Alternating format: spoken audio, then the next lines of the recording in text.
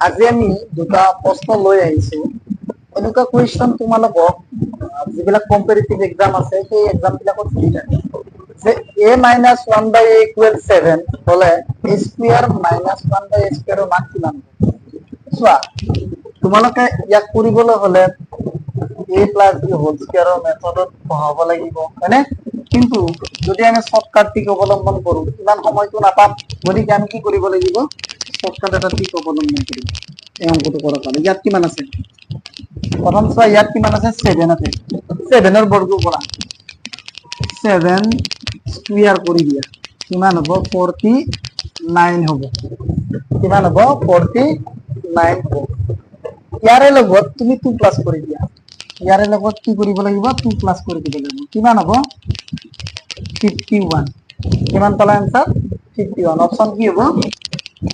সি হ'ব সঠিক তেনেকুৱাকে ইয়াত কি আছে চোৱা 5 আছে 5 কি কৰি দিয়া স্কয়াৰ কৰা 5 5 গুণ কি হ'ব 25 প্লাস কি কৰিব লাগিব 2 কৰিব লাগিব কিমান হ'ব आंसर 27 এনেকে তোমালোক কম সময়ত অংকবিলাক কৰিব পাৰিবা ঠিক আছে